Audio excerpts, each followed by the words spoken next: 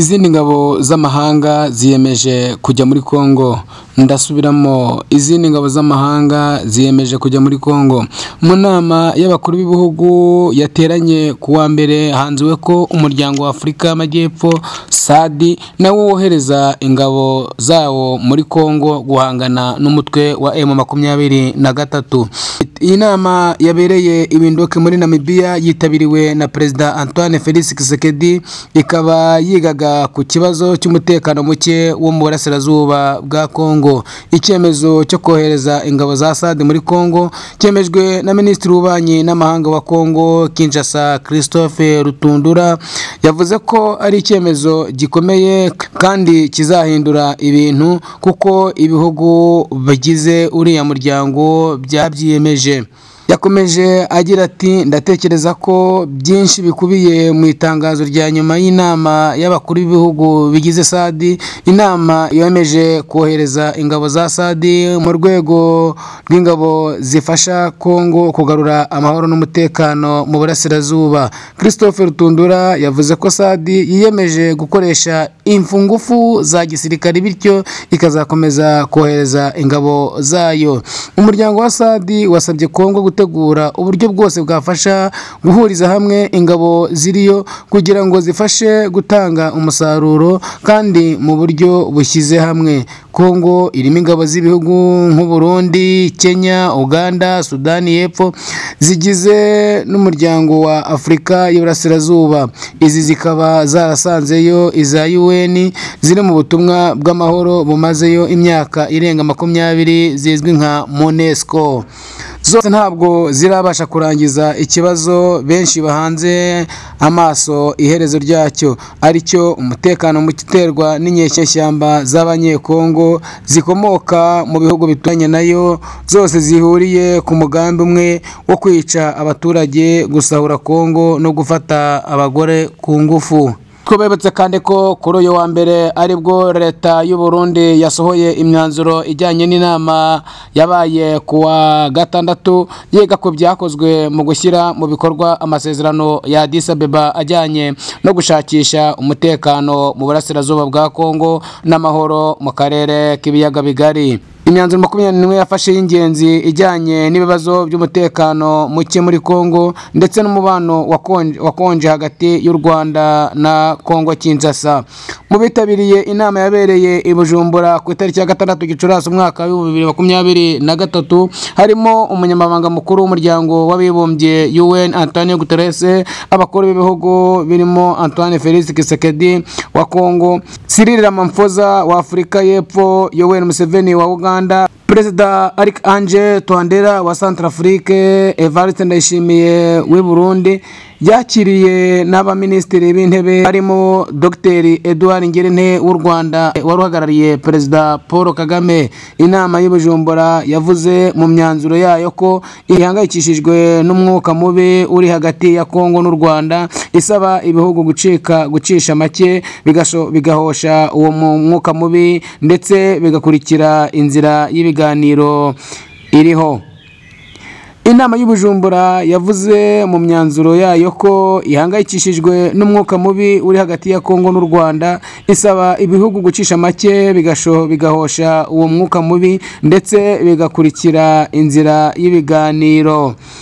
Mu myanzuro wa gatatu iyi nama y'Ubujumbura yashimye umukuru w'igihugu cya Angola Joao Manuel Concalves Lorenzo, umuhuza mu bibazo biri hagati ya Kongo n'u Rwanda, ku ruhare agira mu kunga ibyo bihugu. Inasaba ko bikomeza gushyira mu bikorwa imyanzuro yafatiwe i Rwanda. Abayobozi kandi bafashe umwanzuro wamagana ibikorwa by'umutwe wa M23 byo gufata ubutaka muri Kongo, basaba ko umutwe usubira inyuma ukava aho wafashe hagendewe ku itangazo ryo kuwa 23 Ugushyingo 2022 byakorewe i Rwanda mu biganiro byahuje Kongo n'u Rwanda n'ibyemezo byafatiwe i Nairobi. inama y'Ibujumbura yanagaragaje ko itewe impungenge n'uburyo umutekano urushaho guhungabana mu burasirazuba bwa Kongo ndetse ikagira ingaruka ku buzima bw'abaturage. Uyu mwanzuro wa kane uvuga ko abayobozi bamaganye imitwe inyeshyamba irwanira muri Kongo irimo Allied Democratique Force ADF, Force Democratique de Libération du Rwanda, FDLR, Résistance pour État de droit ou de Burundi, Red Tabara, Coopérative pour le développement du Congo, Codeco, Zaire Militaire na Mai Mai. Iyi mitwe igomba gushyira intwaro hasi nta mananiza, ikitabira inzira yo gutanga intwaro ku bushake no gusubira mu buzima busanzwe ku mitwe ikomoka muri Kongo. Imitwe y'inyeshyamba ikomoka mu bihugu by'amahanga yasabye kurambika intwaro hasi abayigize bagasubira iwabo. Inama y'Ibujumbura yasabye urwego rwitwa Operation Cell of the Contact and Coordination Group rugamije ku bibazo bikemuka mu nzira zisanzwe zitarimo imbaraga za gisirikare gukomeza akazi karwo ruvugana n'imitwe y'inyeshyamba ikomoka hanze ya Kongo, gukomeza ibikorwa byo kuva mu ishyamba bigakorwa mu mucyo kandi leta ya Kongo ikabigiramo uruhare. Undi mwanzuro wa gatanu, inama y'Ibujumbura yamaganye ubwicanyi bwakorewe abasivile mu gace ka Kizimba muri territoire ya Masisi muri Kivu ya ruguru mu ijoro rya tariki ya 3 rishyira tariki ya 4 Gicurasi 2023, ndetse isaba ko habaho amaperereza yigenga.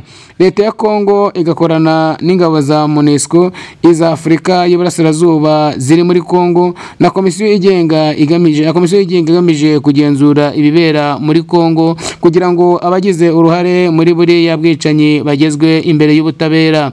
Inama y'Ibujumbura kandi yagennye ko inama itaha yiga ku byakozwe ku biteganywa n'amasezerano ya Addis Ababa yitwa Accord Cadre yazabera i Kampala muri Uganda. Tshisekedi yavuze ku Rwanda mu nama y'Ibujumbura. Mu nama ibera Ibujumbura yiga ku masezerano agamije amahoro n'umutekano muri Kongo yiswe Accord Cadre yasinywe i Addis Ababa, Perezida Tshisekedi yashinje u Rwanda. Perezida Tshisekedi avuga ko umutekano mu karere k'ibiyaga bigari uri ku rwego ruhangayikishijwe by'umwihariko mu burasirazuba bwa Kongo. Ati mu byumweru bishize abaturage ba Kongo bagiye mu gahinda kubera ubwicanyi. Tubibutse kandi ko muri iki gihugu cya Repubulika Iharanira Demokarasi ya Kongo abantu 400 nibo bamaze kumenyekana mu bishwe n'ibiza muri Kongo.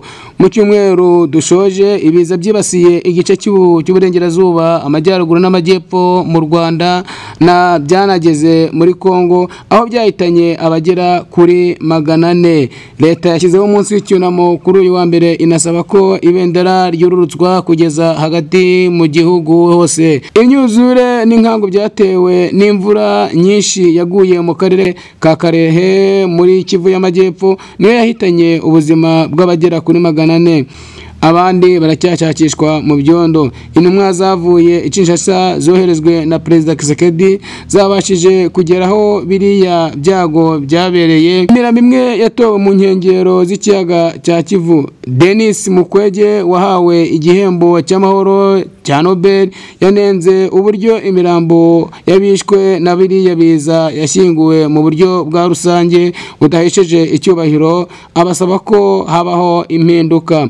Perezida Tshisekedi yohereje intumwa i Karehe, we ari mu nama ibera muri Namibia yiga ku kibazo cy'umutekano muke mu gihugu cye. Mu Rwanda ho biriya biza byatewe n'imvura yatangiye kugwa ku mugoroba wo kuwa 2 irarigwa kugeza mu gitondo cyo kuwa 3 tariki ya 3 Gicurasi 2023 yahitanye abagera ku 131. Dukomeze kandi tubibutsa ko umujenerali uruta abandi mu Burundi yinjijwe muri gereza irinzwe cyane. Guillaume Bunyoni wahoze ari generali ukomeye ku butegetsi bwa Petero Nkurunziza akaba na minisitiri w'intebe ku butegetsi bwa Evariste Ndayishimiye yinjijwe muri gereza ya Ngozi iri mu zirinzwe cyane mu Burundi.